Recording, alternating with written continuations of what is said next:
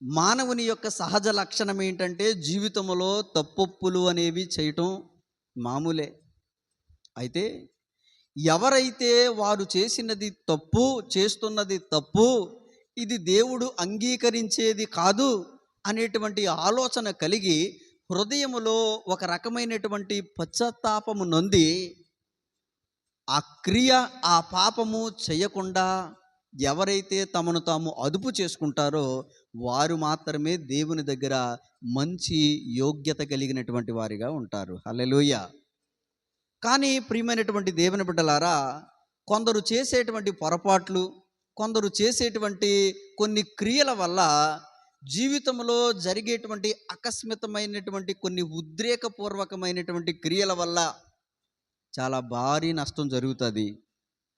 ఆ భారీ నష్టం ఎంత ప్రమాదకరమైన స్థాయిలో ఉంటుందంటే, ఒక్కొక్కసారి వారు చేసిన కొన్ని పొరపాట్లకి ఇతరులు కూడా బలైపోతారు. అర్థమైందా?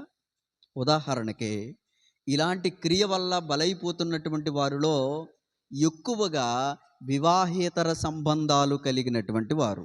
గుర్తుపెట్టుకోండి, వివాహేతర సంబంధాలు. తెలుసు కదమ్మా ఈ మాట, వివరించవసరం లేదు కదా. రైట్.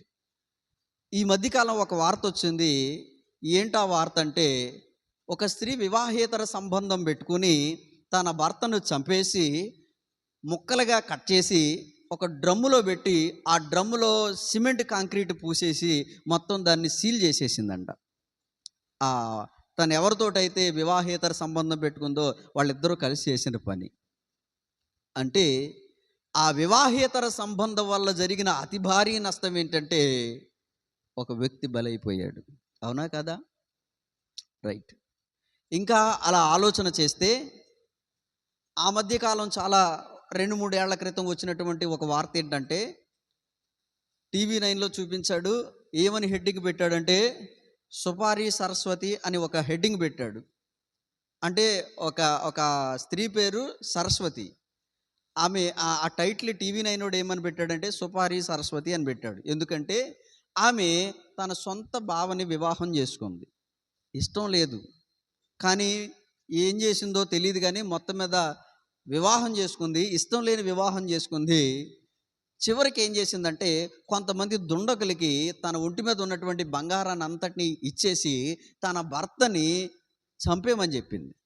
నాకు ఇష్టం లేదు, నా భర్తను చంపేయండి, నేను ఒక ప్లేస్లోనికి తీసుకొస్తాను, మీరు ఏ ప్లేస్లోకి తీసుకురామంటే అలాంటి నిర్మానుష్యమైనటువంటి ప్రాంతంలో తీసుకొస్తాను, ఏదో వంకబెట్టి నా దగ్గర ఉన్నటువంటి బంగారాన్ని తీసుకుని చంపేయండి అని చెప్పింది.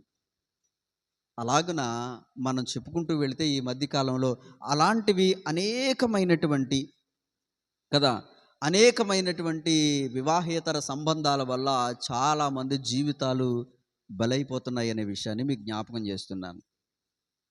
అలాగే ఒక పురుషుడు కూడా ఈ మధ్యకాలంలో వివాహేతర సంబంధం పెట్టుకుని అది నలుగురికి కాస్త తెలిసిపోయేలా ఉంది, తన తప్పు బయటపడేలా ఉందనేటువంటి ఆలోచనతో ఏం చేశాడంటే, ఆమెను చంపేసి సెప్టిక్ ట్యాంకులో పెట్టేసి సిమెంట్ తెచ్చి కాంక్రీట్ కలిపేసి మొత్తం సిమెంట్ తోటి ఆ సెప్టిక్ ట్యాంక్ని డమ్మీ చేసేసి పైన ఒక 4 ట్రక్కులు మట్టేసి పూడ్చేసాడు మొత్తం.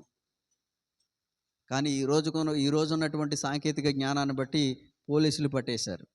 అర్థమవుతుందా? సరే, ఇన్ని ఉదాహరణలో లోకంలో జరుగుతున్నటువంటి విషయాలు ఎందుకు నేను మీకు జ్ఞాపకం చేశానంటే, జీవితంలో చేసేటువంటి కొన్ని పొరపాట్ల పనుల వల్ల ఒక ఉద్రేకపూర్వకమైనటువంటి ఆలోచన వల్ల కొంతమంది జీవితాలు బలైపోతూ ఉన్నాయి. అలాగున పరిశుద్ధ గ్రంథములో కూడా ఒక అవివేకపు క్రియ చేత ఒక దుర్మార్గమైనటువంటి పనికి పూనుకుని ఇద్దరి చావుకి కారణమైనటువంటి ఒక స్త్రీ కోసం ఈరోజు మనం తెలుసుకోబోతూ ఉన్నాము. ఆమె పేరు బత్షెబ. ఆమె పేరేంటి?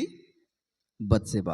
బత్షెబ కోసం కొన్ని లోతైనటువంటి విషయాలు మనం జ్ఞాపకం చేసుకుందాం. ప్రియమైనటువంటి దేవుని బిడ్డలారా, పరిశుద్ధ గ్రంథంలో నుంచి ఆమె గురించి కొన్ని విషయాలు మనం తెలుసుకుంటే, పరిశుద్ధ గ్రంథంలో నుంచి సమూయేలు 2వ గ్రంథము 11వ అధ్యాయము 3వ వచనాన్ని మనం చూసినప్పుడు బత్షెబ కోసం రాయబడినటువంటి కొన్ని విషయాలు మనం చూస్తే, ఆమె బహు సౌందర్యవతి. బత్షెబ గురించి బైబిల్లో రాయబడిన మాట ఏంటంటే ఆమె బహు సౌందర్యవతి. అంత మాత్రమే కాదు, ఆ బత్షెబ యొక్క తండ్రి పేరేంటంట ఎలియాము అనేటువంటి మాట.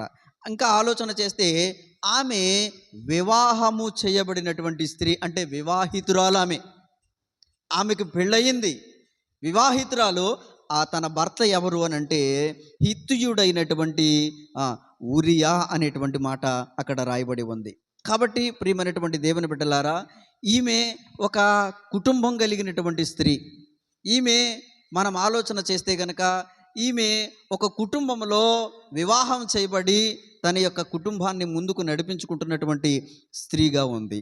అయితే ఈమె యొక్క ఇల్లు రాజుగారి యొక్క రాజనగరికి దగ్గరగా ఉందంట. బత్షెబ యొక్క ఇల్లు ఎక్కడుంది?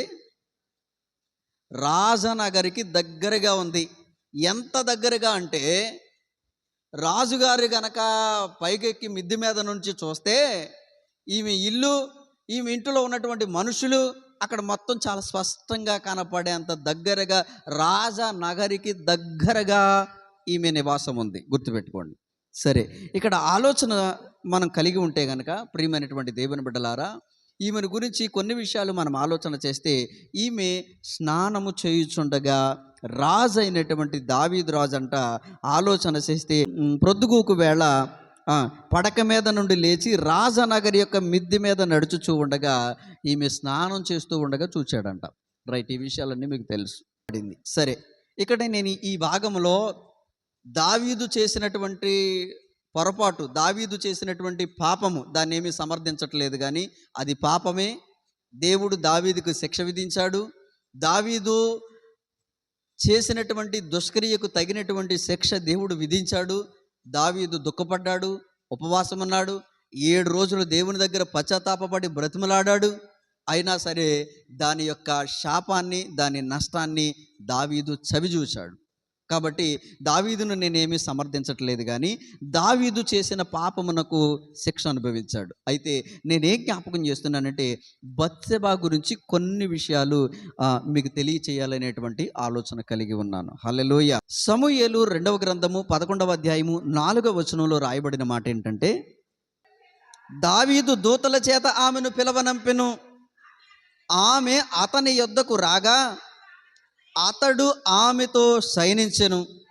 కలిగిన అపవిత్రత పోగొట్టుకుని ఆమె తన ఇంటికి మరలా వచ్చింది. ఇక్కడ మనం గమనించగలిగితే కనుక ఈమెలో నుంచి కొన్ని విషయాలు ఆలోచన చేస్తే, మొదట ఈమెను రాజు పిలిచాడు. అయితే పిలిస్తేనంట వెళ్ళిపోయిందంట. పిలిస్తే రాజు దగ్గరికి వెళ్ళింది, తన అపవిత్రతను పోగొట్టుకుని ఇంటికి వచ్చేసింది. ఇక్కడ బత్షెబ గురించి నేను మీకు తెలియచేయాలనుకునేటువంటి విషయం ఏంటంటే, ఈమె అప్పటికే వివాహితురాలు, అప్పటికి ఆమెకు ఒక కుటుంబం ఉంది, పెళ్ళయింది, భర్త ఉన్నాడు, తండ్రి ఉన్నాడు. ఇంకా ఆలోచన చేస్తే ఒక కుటుంబముగా ఆమె ఉంది అనే విషయాన్ని మీకు జ్ఞాపకం చేస్తున్నాను. అయితే మొదట రాజు, అధికారం, ఈ విషయాలను పక్కన పెట్టి ఈమె ఒక కుటుంబంలో ఒక వివాహితురాలుగా, ఈమెకు సొంత భర్త కలిగి ఉండగా ఎవరో ఒక వ్యక్తి, పరిచయం లేనటువంటి వ్యక్తి పిలిస్తే వెళ్ళిపోయింది అని అంటే, ఇక్కడ మనం గమనిస్తే గనక ఈమె తనకు కుటుంబం ఉందనే మాట మర్చిపోయింది. తనకున్నటువంటి బంధాన్ని, బాధ్యతను మర్చిపోయింది. మనం ఆలోచన చేస్తే గనక రాజు పిలిచాడంటే వెంటనే వెళ్ళిపోయింది. ఎందుకు పిలిచారు, ఎందుకు రావాలి, నేను రాను అని పాపమునకు అడ్డుకట్ట వేసేటువంటి ప్రయత్నం చేసినట్లుగా లేదు ఇక్కడ. అవునా కాదా? ఆలోచన చేయండి. పాపమునకు ప్రేరేపింపబడినటువంటి వ్యక్తులు మన చుట్టూ అనేక మంది ఉంటారు. పాపులు నిన్ను ప్రేరేపింపగా ఒప్పకుము అని పరిశుద్ధ వాక్యం తెలియచేస్తూ ఉంది. పాపులు పాపం చేయటానికి ప్రేరేపిస్తారు, దుష్ట కార్యం చేయటానికి, చెడు పని చేయటానికి, అపవిత్రతలోనికి వెళ్ళిపోవటానికి, దేవునికి దూరం చేయటానికి సాతానుగాడు మన చుట్టూ కొంతమంది దుష్టులను ఏర్పరిచి మనం పాపంలో పడిపోవటానికి అనేకమైనటువంటి పన్నాగాలు పన్నుతాడు. మనం వాడి వలలో చిక్కుపోకుండా జాగ్రత్త కలిగి ఉండాలి. హల్లెలూయా. అయితే ప్రియమైన దేవుని బిడ్డలారా, దావీదు ఒక దుష్టుడి యొక్క ఆధీనంలోనికి వెళ్ళాడు. దుష్టుడి ఆలోచనతోటి కదా బత్షెబాను పిలవనప్పితే నేను రాననే మాట చెప్పలేదండి. ఎందుకు రావాలని అడగలేదండి. రాజు అయితే ఏంటి, రాజా ఇది నీకు న్యాయము కాదు అనే మాట చెప్పలేకపోయింది.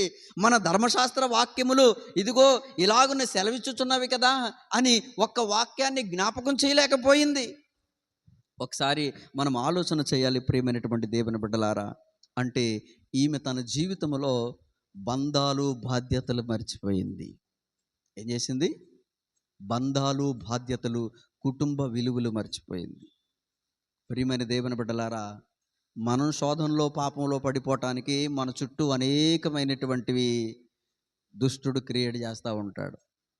నింద మన మీదకు పడేలాగా దుష్టుడు ఏర్పాటు చేస్తాడు. అవమానం మన మీదకు పరిగెత్తుకొచ్చేలాగా ఏ పక్క నుంచి దుష్టుడు ఏ విధంగా దాడి చేస్తాడో తెలియదు. అప్రమత్తం కలిగి ఉండాలి. నీ నీతి నిన్ను బ్రతికిస్తుంది, నీ యథార్థత నిన్ను నిలబెడుతుంది. పాపులు నిన్ను ప్రేరేపించినప్పుడు చాలాసార్లు మన జీవితాలలో మనంతటా మనం చేసేటువంటి తప్పుల కంటే ఇతరుల ద్వారా ప్రేరేపింపబడి చేసినటువంటి పొరపాట్లే ఎక్కువగా ఉంటాయి. ఆలోచన చేయండి. కొన్ని సందర్భాల్లో మనం కూడా అంటూ ఉంటాం, నాకు కూడా అలాంటి ఆలోచన రాలేదండి, ఆవిడేదో చెప్పిందని ఇలా తిట్టేశాను, ఆవిడేదో అన్నదని ఇలా చేసేసాను, నన్ను ఏదో ఇతరులు ఏదో చెప్తే వాళ్ళ మాటలు వినేశాను, ఇవాళ నా జీవితం పాడు చేసుకున్నానని చెప్తూ ఉంటారు ఎక్కువ మంది. అవునా కాదా? నేనేం జ్ఞాపకం చేస్తున్నానంటే, బత్షెబా ఒక బంధాలు బాధ్యత కలిగినటువంటి కుటుంబంలో ఉంటే అవన్నీ మర్చిపోయింది. రాజు పిలిస్తే వెళ్ళిపోయింది. ఆమె ఒంటరిగా లేదు. అర్థమవుతుందా?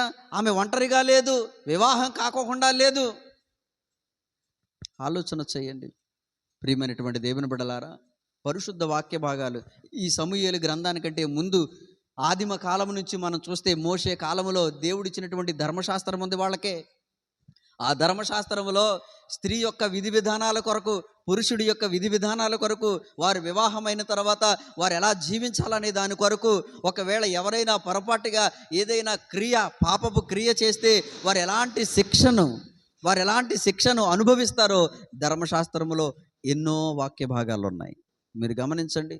ఒకడు మగనాలితో కూడి శయనించుచుండగా వారు గనక పట్టబడితే వారిద్దరికీ కూడా మరణశిక్ష విధించాలని ధర్మశాస్త్రం చెబుతూ ఉంది. ఒకవేళ నిజంగా ఆలోచన చేస్తే దావీదు ధర్మశాస్త్రాన్ని మరిచాడు, దూతల్ని పిలిచాడు. దూతలంటే తన యొక్క అనుచరులు, తన సేవకులు, రాజు దగ్గర ఉండేటువంటి పనివాళ్ళు, వాళ్ళని వెళ్ళి ఆ బత్షెబాని పిలుచుకురమ్మన్నారు. అంటే ఇక్కడ దావీదు చేస్తున్నటువంటి, బత్షెబా చేస్తున్నటువంటి పాపం వాళ్ళిద్దరి మధ్య లేదు, ఇంకా కొంతమందికి తెలుసా తెలీదా? ఒకవేళ పట్టబడితే అక్కడ జరిగేటువంటి ఓ దుష్టకార్యం ఏంటో తెలుసా? రాజైనా ఇంకెవరైనా సరే ధర్మశాస్త్ర నియమం ప్రకారంగా రాళ్ళేసి కొట్టి చంపాలి వాళ్ళిద్దరిని. అర్థమవుతుందా? ఇలాంటి కఠినమైనటువంటి శిక్షలు ఉన్నాయని దేవుడు చెప్పిన తర్వాత కూడా పాపం చేయటానికి ప్రేరేపితురాలైపోయి తన కుటుంబాన్ని మర్చిపోయి, వివాహం అయ్యింది, నాకు సొంత భర్త ఉన్నాడు, నేను నా అంతటా నాకు అధికారం లేదు, నేను నా మీద శిరస్సుగా నియమింపబడినటువంటి భర్తను దేవుడు నాకు ఇచ్చాడనేటువంటి ఆలోచన మర్చిపోయింది బత్షెబా. అమ్మ జ్ఞాపకం చేస్తూ ఉన్నాను, సాతానుగాడు దుష్టుడు, ఆడు చెడ్డోడు. మన మీద నిందేయటానికి, మన మీద ఏదో రకమైనటువంటి అవమానాన్ని తీసుకురావటానికి రకరకాలైనటువంటి ప్రేరేపణలు మన చుట్టూ కలిగిస్తూ ఉంటాడు. ప్రియమైన దేవుని బిడ్డలారా, చాలా అప్రమత్తంగా ఉండాలి. ఎటు నుంచి ఏ విధంగా దాడి జరుగుతుందో మనకు తెలియదు. కాబట్టి మనము అప్రమత్తంగా ఉండాలనే విషయాన్ని మీకు జ్ఞాపకం చేస్తున్నాను. ప్రియమైన దేవుని బిడ్డలారా, పరిశుద్ధ గ్రంథంలో మనం చూసినప్పుడు దేవుడు సహించలేనటువంటి, అస్సలు ఓర్చుకోలేనటువంటి అతిపెద్ద భయంకరమైనటువంటి 2 పాపాలు, దానిని దేవుడు ఎప్పుడూ క్షమించడు, గుర్తుపెట్టుకోండి. 1 వ్యభిచారం, దీనికి క్షమాపణ లేదు, గుర్తుపెట్టుకోండి. ఇది విచ్చలవిడైపోయినప్పుడు దేవుడికి దీన్ని క్షమించడు. ఇది విచ్చలవిడైపోయినప్పుడు ఖచ్చితంగా దేవుడు తన శిక్షను అమలు చేస్తాడు. మీరు ఆలోచన చేయండి. నోవహు దినాల్లో జలప్రళయం రావటానికి కారణం, మూలానికి వెళ్ళి ఆలోచన చేయండి. ఏంటి కారణం? వ్యభిచారం. అందరూ తమకు నచ్చినట్లుగా చేసుకుంటున్నారంటే, ఇష్టం వచ్చినట్లుగా, మనసుకు వచ్చినట్లుగా ఇష్టం వచ్చినట్లుగా భయంకరమైనటువంటి పాపానికి పరిగెడతా ఉన్నారు. దేవుడు జలప్రళయం చేత ఆ సమాజాన్ని అంతటిని తుడిచేశాడు. సొదొమ గొమొర్ర మూలానికి వెళితే వ్యభిచారం. ఇలా ఆలోచన చేస్తే దేవుని యొక్క ఉగ్రత దిగినటువంటి సందర్భాలన్నిటిలో కూడా ఎక్కువ సందర్భాలు వ్యభిచరించినటువంటి వారిని. రెండోది ఏంటో తెలుసా? విగ్రహారాధన. ఈ 2 సందర్భాలలో దేవుని యొక్క కోపం రగులుకొని ఆ సమాజాన్ని తుడిచిపెట్టేసినటువంటి సందర్భాలు బైబిల్ గ్రంథంలో ఉన్నాయి. ఈ 2 పాపములను దేవుడు అస్సలు క్షమించడు. అర్థమవుతుందా? ప్రియమైన దేవుని బిడ్డలారా, ఈరోజు మనకేదో బలం ఉందని, మనకేదో ఆరోగ్యం ఉందని, శరీర సౌష్ఠవం ఉందని, ఈరోజు నన్ను ఎవరు అడుగుతారని, ఈరోజు నేను చేసిన తప్పులు ఎవరు చూస్తున్నారని అనేటువంటి ఆలోచనతోటి రహస్యంగా జరిగించేటువంటి పాపములను దేవుడు చూస్తున్నాడు అనేటువంటి విషయాన్ని విజ్ఞాపకం చేస్తున్నాను. దావీదు అనుకున్నాడు, నేను రాజుని, నాకు అడ్డు చెప్పేవాడెవడో, నన్నెవడో అడ్డుకుంటాడు అని దావీదు అనుకున్నాడు. రాజుగారే రమ్మన్నారనంటే ఇంకా నేను నాకు కూడా ఏ విధమైనటువంటి ఆంక్షలు ఉండవేమోనని బత్షెబ కూడా అనుకుంది. నరులెవరూ వారికి శిక్ష విధించకపోయినా దేవుడు చూశాడు, దేవుడు శిక్షను విధించాడు. కాబట్టి ప్రియమైన దేవుని బిడ్డలారా, ఈ బత్షెబ గురించి మనం ఆలోచన చేస్తే, మొదట పాపానికి ప్రేరేపింపబడితే ఆ పాపమునకు అనుమతించేసింది. కనీసం సొంత ప్రయత్నం ఏమీ చేయలేదు. వీలైతే వచ్చే వారం మనం జ్ఞాపకం చేసుకుందాం. ఆలోచన చేస్తే అమ్నోను తన యొక్క చెల్లిని మోహించాలనేటువంటి, శయనించాలనేటువంటి ఆలోచన కలిగినప్పుడు అక్కడ ఏం చెప్తా తెలుసా? తామారు ఏమంటుందో తెలుసా? మీరు గమనిస్తే, అన్నా నేను నీ చెల్లిని కదా, ఇట్టి దుష్ట కార్యము చేయటానికి ఎందుకు తెగించుచున్నావని అడ్డు చెప్తుంది. కానీ బత్షెబ అలాంటి ఒక మాట కూడా అనలేదండి. ఇది తప్పు, ఇది తగదు, ఇది చేయకూడదు, ఇది కరెక్ట్ కాదు, రాజా నువ్వు రాజువైనా సరే ఇది మనకి తగదు అనేటువంటి ఆలోచన ఒక్క మాట చెప్పలేకపోయిందండి బత్షెబ. అవునా కాదా? సరే, ఇక మనం ఆలోచన చేస్తే 5వ వచనం చదువుతాను. అక్కడే ఆ స్త్రీ అంట గర్భవతి అయి, నేను గర్భవతినైతినని దావీదునకు వర్తమానం పంపగా, దావీదు హిత్తీయుడగు ఉరియాను నా యొద్దకు పంపుమని దూత ద్వారా యోవాబుకు ఆజ్ఞ ఇచ్చెను. ఇక్కడ మనం గమనించగలిగితే బత్షెబ ఒక వర్తమానం పంపిందంట రాజుకి. ఏమని? నేను గర్భవతినయ్యాను అనేటువంటి ఒక వర్తమానం పంపిందంట. అంటే అంతా అయిపోయిన తర్వాత ఏం చేస్తుందంటే, నా తప్పేమీ లేదు, అర్థమవుతుందా? అంతా నువ్వు చేసావు కాబట్టి నేను సేఫ్. ఎందుకంటే ఇప్పుడు గనక ఆమె అలా మౌనంగా ఉందా, ఆమె మీదకి అవమానం వస్తుంది. ఎందుకంటే ఆమె గర్భవతి అనేటువంటి విషయం ఎన్ని రోజులు దాయగలదు, ఎంతకాలం దాయగలదు? కాబట్టి ఏదో ఒక రోజు బయటపడినప్పుడు ఆమె చేసినటువంటి ఆ చెడు పని ఏంటో బయటపడిపోతుంది. ఇప్పుడు చెడు పని బయటపడినప్పుడు ఏంటి? ధర్మశాస్త్ర ప్రకారముగా ఏం చేయాలని ఉంటుంది వాక్యము. ఆలోచన చేస్తే, ఒకసారి మనం ఆలోచన చేస్తే ప్రియమైన దేవుని బిడ్డలారా, ఇంటికి వెళ్ళిన తర్వాత ఏమనుకోకుండా నా మాటని ఒకసారి ఇంటికి వెళ్ళిన తర్వాత సంఖ్యాకాండ గ్రంథం 5వ అధ్యాయాన్ని చదవండి. బైబిల్ని ఆ పేజీ తీసి కొంచెం ఇలా మడత పెట్టుకోండి అమ్మా, ఇంటికి వెళ్ళే చదువుతానికి. ఇక్కడ బత్షెబ ఆ వర్తమానం పంపడానికి గల కారణం ఏంటో తెలుసా? ఆ 5వ అధ్యాయంలో ఉన్న సందర్భాన్ని నేను వివరిస్తాను, మీరు ఇంటికి వెళ్ళి చదువుకోండి. ఒకవేళ వివాహమైన తర్వాత ఏ స్త్రీ అయినా సరే తన భర్త యొక్క ప్రమేయము లేకోకుండా గర్భవతి అయితే గనక, అప్పుడు అది తన వలన కాదు, ఆమె ఏదో ఒక దుష్ట పని, పాపకార్యం ఏదో చేసిందని తన భర్త గుర్తించినప్పుడు ఆమెను ఏం చేస్తుంటారంటే యాజకుడి దగ్గరికి తీసుకొస్తారంట. యాజకుడు ఏం చేస్తాడో తెలుసా? ఆమెకంట ఒక రకమైనటువంటి చేదు నీళ్ళు ఇస్తాడంట. అర్థమవుతుందా? ఆ చేదు నీళ్ళు ఇచ్చినప్పుడు నిజంగా తన భర్త ప్రమేయం లేకోకుండా ఆమె పాపం చేసి ఉంటే ఏం చేస్తుందో తెలుసా? అక్కడ మనం ఆలోచన చేస్తే కనుక కడుపు పోయి నడుము పడిపోయి చచ్చిపోద్ది.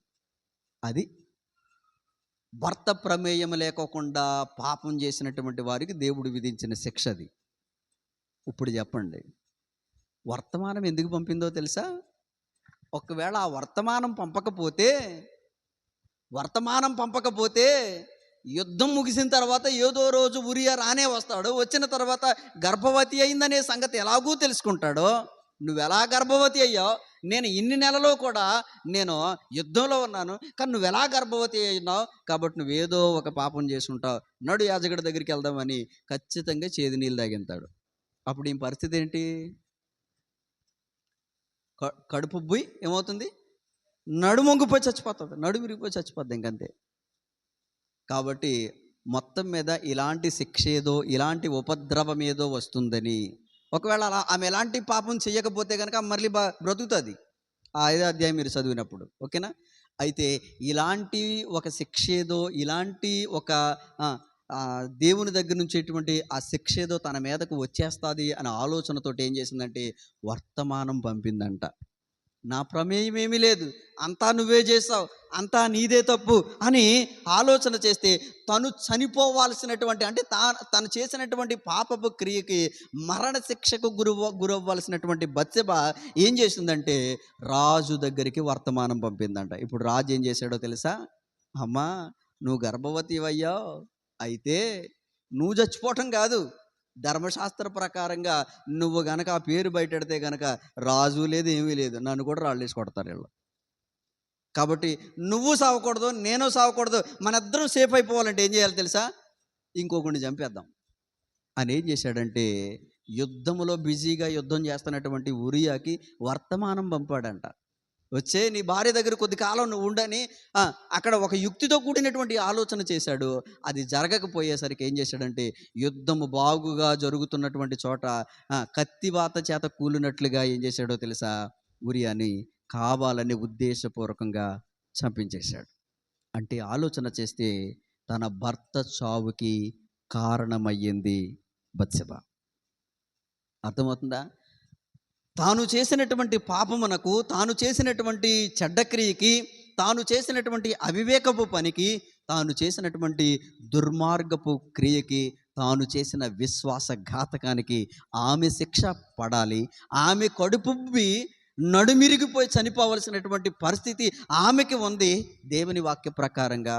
అయితే ఆ శిక్ష ఆమె పడకోకుండా ఏం చేసిందంటే తన భర్త చావుకి కారణమయ్యింది. అర్థమవుతుందా? ప్రియమైన దేవుని బిడ్డలారా, ఈమె బత్సెబ బంధాలు బాధ్యతలు మరిచి దేవుని యొక్క నిబంధనను మరిచింది అనేటువంటి విషయాన్ని మీకు జ్ఞాపకం చేస్తూ ఉన్నాను. అయితే ప్రియమైన దేవుని బిడ్డలారా, ఇక కన్క్లూడ్ చేస్తూ ఉన్నాను. మీకు ఒక మాట మీకు జ్ఞాపకం చేస్తున్నాను. ఈమె చేసినటువంటి ఈ అవివేకపు క్రియ వల్ల, ఇలాంటి చెడ్డ పని వల్ల, ఈమె చేసినటువంటి ఒక అనాలోచితమైనటువంటి పని వల్ల ఏ విధమైనటువంటి పాపమునకు ప్రేరేపింపబడినప్పుడు అడ్డు చెప్పుకోకుండా ఈమె తన స్వలాభాన్ని చూసుకున్నటువంటి ఈ యొక్క ఉద్దేశాన్ని బట్టి ఇద్దరి చావుకి కారణమైంది. ఒకటి తన భర్త, రెండవది తనకు పుట్టినటువంటి బిడ్డ. 7 దినాలు ప్రలాపించింది. ఆలోచన చేస్తే గనక ప్రయోజనం లేకుండా పోయింది. ఎంత దుఃఖాన్ని అనుభవించిందో తెలుసా? ఓ పక్క అక్కడ మనం గమనిస్తే భర్త చనిపోయిన తర్వాత ఆమె యొక్క ఆలోచన చేస్తే కనుక ఆ దుఃఖ దినాలు పూర్తి చేసుకున్నట్లుగా కూడా ఈ సమూయేలు గ్రంథంలో 2వ సమూయేలు గ్రంథం 11వ అధ్యాయంలో ఆమె తన దుఃఖ దినాలు పూర్తి చేసుకుని మరలా రాజు దగ్గరికి వెళ్ళినట్లుగా మనం చూస్తూ ఉంటాం. అయితే 26 చదవండి. ఉరియా భార్య తన భర్తయగు ఉరియా హతమైన సంగతి విని తన భర్త కొరకు అంగలార్చింది. ఈ అంగలార్పు అయిపోయిన తర్వాత దావీదు దూతలను పంపితే దావీదు దగ్గరికి వెళ్ళిపోయింది. అంటే అంగలార్చింది, ఏడ్చింది. తను చేసినటువంటి పాపానికి, తను చేసినటువంటి అవివేకపు క్రియకి, తను తీసుకున్నటువంటి ఉద్రేకపు ఆలోచనకి, వెనక ముందు ఆలోచన చేయకోకుండా చేసినటువంటి పనికి ఎంత నష్టాన్ని చూసిందో చూడండి. ఈరోజు ఏం జ్ఞాపకం చేస్తున్నానో తెలుసా? మన జీవితాల్లో మనం చేసేటువంటి పొరపాట్ల వల్ల మన వరకే పోదది, ఇటు మన కుటుంబానికి, ఇరుపక్షాల కుటుంబాలకి కూడా చాలా చాలా వేదన, చాలా చాలా భయంకరమైనటువంటి దుఃఖం. పోనీ ఆ దుఃఖ నివారణ పొందింది అని అనుకుంటే తర్వాత మనం ఆలోచన చేస్తే మరలా తన బిడ్డ విషయంలో చాలా తక్కువ సమయంలోనే మళ్ళీ ఏడుపు. 2 సార్లు దుఃఖం పడింది. ఇద్దరి మరణానికి కారణమయ్యింది. అవునా కాదా? ప్రియమైన దేవుని బిడ్డలారా, ఆలోచన చేయండి. కాబట్టి ఈరోజు నేను కన్క్లూడ్ చేస్తూ ఏం జ్ఞాపకం చేస్తున్నానంటే, పాపంలో పడిపోవటానికి, పాపం చేయటానికి, తొందరగా పాపానికి ఆకర్షితం అయిపోవటానికి ఎక్కువ మార్గాలు ఉన్నాయి ఇప్పుడున్న సమాజంలో. అర్థమవుతుందా? నీతిమంతుడిగా పరిశుద్ధుడిగా ఉండటానికి చాలా కష్టం, కానీ పాపంలో పడిపోవటానికి చాలా సింపుల్గా పడిపోవటానికి అనేకమైనటువంటి మార్గాలు ఉన్నాయి. అర్థమవుతుందా? మన చుట్టూ అనేకమైనటువంటి సందర్భాలు, పాపంలో ఊరికనే పడిపోవటానికి సాతానుగాడు అనేకమైనటువంటి మార్గాలు మన చుట్టూ కూడా ఏర్పాటు చేసేసాడు. కాబట్టి పాపంలో పడిపోవటానికి మార్గాలు ఎక్కువగా ఉన్నాయి. అయితే నేను ఏ జ్ఞాపకం చేస్తూ ఉన్నానంటే, ఆ పాపములో పడిపోకోకుండా నిన్ను నీవు చాలా జాగ్రత్త పడాలి. ఎందుకంటే అది నీ వరకు పోదో, తర్వాత నీ వెనకాల నీ కుటుంబం అంతా కూడా అవమానము నొంది దుఃఖపడాల్సినటువంటి సందర్భం ఉంటుంది. కాబట్టి ప్రియమైన దేవుని బిడ్డలారా, దేవుడు అనుగ్రహించినటువంటి ఈ దేహాన్ని పవిత్రంగా ఉంచుకోవాలి, పరిశుద్ధంగా ఉంచుకోవాలి. భార్య అయినా భర్త అయినా దేవుడు అనుగ్రహించినటువంటి అనుమతులు లోనే జీవించాలి. దేవుడు విధించినటువంటి పరిధి దాటి ప్రయత్నం చేస్తే కనుక తద్వారా చాలా భయంకరమైనటువంటి నష్టాన్ని చూడాల్సి వస్తుంది. అర్థమవుతుందా? అది ఈరోజు కాకపోతే రేపైనా, ఒకవేళ మనుషుల దృష్టికి కనబడుకోకుండా ఎంతగా దానిని రహస్యంగా గోప్యంగా ఉంచినా కానీ దేవుడు పరలోకంలో నుండి సమస్తము చూస్తూ ఉన్నాడు. నీ పాపానికి తగిన శిక్ష వస్తుంది. అర్థమవుతుందా? భూమి మీద ఖచ్చితంగా దాన్ని అనుభవించే వెళతావు. గుర్తుపెట్టుకోండి ప్రియమైన దేవుని బిడ్డలారా. నేనేం జ్ఞాపకం చేస్తున్నానంటే, ఈరోజు మనకు బలం ఉంది, ఘనం ఉంది, లేకపోతే నన్నెవరు చూశారు, లేకపోతే నేనెవరికి తెలుసు, అబ్బా నేను ఎంత సీక్రెట్గా గోప్యంగా ఉంటాను, ఇలాంటి ఆలోచనలు కలిగినటువంటి వారు ఒక విషయాన్ని జ్ఞాపకం చేసుకోవాలి. పరలోకంలో దేవుడు చూస్తున్నాడు. ఏదో రోజు తప్పకుండా లెక్కలోనికి తీసుకొస్తాడు. కాబట్టి దేవుడిచ్చినటువంటి ఈ దేహాన్ని పరిశుద్ధంగా పవిత్రంగా ఉంచుకోవాలి. కన్క్లూడ్ చేస్తూ ఒక మాట ఏంటంటే, స్త్రీలకి దేవుడు అనుగ్రహించినటువంటి ఆ పరిధిలో ఒకసారి మనం ఒక పరిశుద్ధ వాక్యాన్ని జ్ఞాపకం చేసుకుంటే, తిమోతి పత్రికలో, మొదటి తిమోతి పత్రిక 5వ అధ్యాయం 14వ వచనం చదువు తల్లి ముగింపుగా. కాబట్టి యవ్వన స్త్రీలు వివాహం చేసుకొని పిల్లలకని గృహ పరిపాలన జరిగించుచు నిందించుటకు విరోధికి అవకాశం ఇయ్యకుండవలెనని కోరుచున్నాను. ఏం చేయాలంటమ్మా? అలాని ఒంటరిగా ఉండకూడదు. యవన స్త్రీలు ఏం చేయాలంట?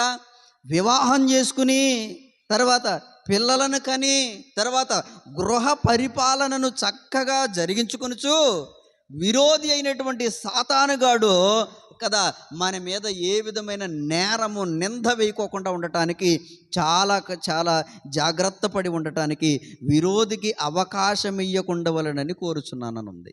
ఈ మాట అండర్లైన్ చేసుకుని, ప్రియమైన దేవుని బిడ్డలారా, క్రైస్తవ స్త్రీలు ఈ రీతిగా జీవించాలి.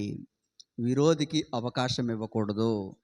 జీవితంలో పాపానికి తావిచ్చేటువంటి పనిని, అలాంటి ఆలోచనను మానుకుంటూ చాలా జాగ్రత్తగా ఉండాలి అనేటువంటి విషయాన్ని మీకు జ్ఞాపకం చేస్తున్నాను. కాబట్టి ఈరోజు స్త్రీలని అవమానపరచడానికి నాకు బాగా పరిచయం ఉన్న వ్యక్తులని కొన్ని మాటలు స్వహతాగా చెప్తా ఉన్నాను. ఆలోచన చేయండి. ఇది మిమ్మల్ని కొంచెం మోటివేట్ చేయడానికి, మిమ్మల్ని కొంచెం బలపరచడానికి అనే విషయాన్ని గుర్తుంచుకోండి. ఈరోజు స్త్రీలని అవమానపరచడానికి, నింద వేయటానికి సాతానుగాడు ఏదో రకమైనటువంటి క్రియ చేస్తూనే ఉంటాడు. చాలా జాగ్రత్తగా ఉండాలి, అప్రమత్తంగా ఉండాలి. కాబట్టి రోజులు బాలేదు, ఎవరు పడితే వాళ్ళకి ఫోన్ నెంబర్లు ఇవ్వకూడదు. అర్థమవుతుందా? ఎవరు పడితే వాళ్ళకి ఫోన్ నెంబర్లు ఇచ్చి మాట్లాడడానికి అవకాశం ఇవ్వకూడదు. ఫోటోలు సెండ్ చేయకూడదు. ఇంకా చెప్పాలి అని అంటే ఒక మాట మీకు జ్ఞాపకం చేస్తున్నాను. మీరే కాదు, ప్రతి ఒక్క స్త్రీ, సెల్ ఫోన్ వాడేటువంటి ప్రతి ఒక్కరు కూడా వారి యొక్క వాట్సాప్ ప్రొఫైల్ ఏదైతే ఉందో అది ఖచ్చితంగా వాళ్ళ ఫోటో అయితే పెట్టుకోకూడదు. ఈ రోజుల్లో ఉన్నటువంటి పరిస్థితిని బట్టి ఏమైనా చేయటానికి అలాంటి సాంకేతిక టెక్నాలజీ వచ్చింది. ఈరోజు భయంకరమైనటువంటి రోజుల్లో మనం ఉన్నాం. చాలా దుష్ట సమాజం పెరిగిపోయింది. దుష్ట సమాజాన్ని పెంచేసి రకరకాలుగా కదా అవమానాలు, నిందలు తీసుకొస్తా ఉన్నాడు. విరోధికి అవకాశం ఇవ్వకుండానట్లుగా చక్కగా ప్రొఫైల్ ఏ పువ్వులో, ఏ పళ్ళో, లేకపోతే దేవుని వాక్యమో అలాంటి ప్రొఫైల్స్ పెట్టుకోవాలి తప్ప, వీలైనంత మట్టికి స్త్రీలైనా ఆడపిల్లలైనా ఫోన్లు వాడేటువంటి వాళ్ళు వాళ్ళ ఫోటోలు పెట్టుకోకుండా ఉండటం చాలా మంచిది. ఊరికనే తెలియలేనటువంటి వ్యక్తులకి ఫోటోలు సెండ్ చేయటం, లేకపోతే ఇన్స్టాగ్రామ్ అని, లేకపోతే ఫేస్బుక్ అని, స్త్రీలు ముఖ్యంగా వాళ్ళ ఫోటోల్ని ఇతరులు కాపీ చేసేలాగా మనము వాటిని సోషల్ మీడియాలో అప్లోడ్ చేయకూడదనే విషయాన్ని కూడా మీకు జ్ఞాపకం చేస్తున్నాను. ఎందుకంటే ఇక్కడ పరిశుద్ధ వాక్యం చాలా స్పష్టంగా తెలియచేస్తూ ఉంది, విరోధికి అవకాశం ఇవ్వద్దు, విరోధికి అవకాశం ఇవ్వద్దు. నీ విరోధి నీ మీద నింద వేయటానికి సిద్ధంగా ఉన్నాడు. నీ విరోధి నిన్ను అవమానపరచాలని చూస్తున్నాడు. నీ విరోధి నిన్ను, నీ సాక్ష్యాన్ని, నీకున్నటువంటి విశ్వాస జీవితాన్ని, నీ ప్రార్థనా జీవితాన్ని చెడగొట్టాలని చూస్తున్నాడు.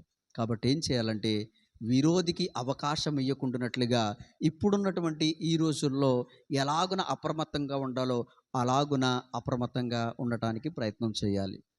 ఒకవేళ మన చుట్టూ మనమేమి పరిశుద్ధ లోకంలో జీవించట్లేదు, మన చుట్టూ అనేక మంది పాపులు ఉన్నారు. ఎప్పుడు ఎవడు ఎలాగను ప్రేరేపిస్తాడో తెలియదు. పాపులు నిన్ను ప్రేరేపించగా, పాపపు పనికి ప్రేరేపించగా ఒప్పకుము అని దేవుని వాక్యం తెలియచేస్తూ ఉంది. కాబట్టి బత్షెబను మనం చూసినప్పుడు ఆమె పాపమునకు ప్రేరేపితురాలైనప్పుడు కనీసం ఆ పాపము చేయకుండానట్లుగా అడ్డు చెప్పేటువంటి ప్రయత్నం చేయలేదు. అయ్యా, నాకు కుటుంబం ఉంది, నాకు భర్త ఉన్నాడు, ఒకవేళ ఏదైనా అవమానము నింద వస్తే గనక నేను సమాజంలో జీవించలేను, నా పరిస్థితి ఏమైపోతుందో తెలియదు అని కనీసం ఒక విన్నపం కూడా చేసే ప్రయత్నం చేయకోకుండా పాపమునకు ప్రేరేపింపబడి వెంటనే వెళ్ళి పాపం చేసింది. తద్వారా చాలా భారీ నష్టం చూసి ఇద్దరి మరణానికి కారణమయ్యింది. అర్థమవుతుందా? కాబట్టి ఏదైనా పాపపు క్రియకు అవకాశం ఇస్తే గనక ఆ తర్వాత వచ్చేటువంటి దుఃఖం ఎంత వేదన ఉంటుందో ఆలోచన చేయండి. ఇక్కడ ఒక్క మాటలో మనం చదువుకున్నాం, బత్షెబ తన భర్త విషయమై అంగలార్చింది, తన బిడ్డ విషయమై అంగలార్చింది అని ఒక్క మాటలో చదువుకున్నాం. కానీ అది ఎంత వేదనకరమైనటువంటి దుఃఖమో మనం ఆలోచన చేయాలి. తను చేసినటువంటి పాపపు పని వల్ల తన జీవితంలో సంతోషాన్ని కోల్పోయింది. ఆనందంగా సంతోషంగా వెళ్ళవలసినటువంటి ఆ మంచి జీవితాన్ని తన చేతులారా తను పాడు చేసుకుంది. దుఃఖానికి కారణమైంది, వేదనకి కారణమైంది. తను మాత్రమే కాదు, తన వెనకాల వాళ్ళు, ఉరియా చచ్చిపోతే ఉరియా తాలూకు ఎవరు ఏడవరా అంటే వాళ్ళ ఏడుపుకు కూడా ఈమె కారణమయ్యింది. ఆలోచన చేయండి. ఇక్కడ ఆలోచన చేస్తే రాజు కూడా ఏడ్చాడంట. రాజు ఏడుపుకి కారణమైంది. రాజు ఏడుతూ ఉంటే మిగతా వాళ్ళు ఊరుకున్నారంటే, మిగతా వాళ్ళు రాజు చుట్టూ ఉన్నటువంటి వాళ్ళందరూ కూడా కూర్చుని ఏడుతూ మొదలెట్టారంట. అయ్యో రాజుగారు ఏడుతున్నారే అని. అంటే ఎంతమంది దుఃఖానికి కారణమైందో ఆలోచన చేయండి. నేనేం జ్ఞాపకం చేస్తున్నానంటే, ఒక అవివేకపు పాపపు క్రియకి ప్రేరేపింపబడినప్పుడు ఒకవేళ ఆ ప్రయత్నానికి లొంగి అనుమతించి, ఇంకా చెప్పాలి అంటే విరోధికి అవకాశం ఇస్తే కనుక జీవితంలో చేదైన అనుభవం ఎదురవుతుంది. దుఃఖం, అవమానం భరించలేం, సమాజంలో తలెత్తుకుని జీవించలేం, బయటికి రాలేం. కాబట్టి అవకాశం ఇవ్వకుండానట్లుగా తస్మాత్తు జాగ్రత్త కలిగి, పవిత్రత కలిగి, పరిశుద్ధత కలిగి, దేవుని వాక్యమందును, ఉపదేశమందును, ప్రార్థన యందును నిలకడ కలిగి మంచి క్రైస్తవ దైవ భక్తి కలిగినటువంటి స్త్రీలుగా ఉండాలని తెలియచేస్తూ ఈ మాటలు ముగిస్తూ ఉన్నాను. దేవుడి మాటలు మన వినికిడిలో దీవించునుగాక. ఆమేన్.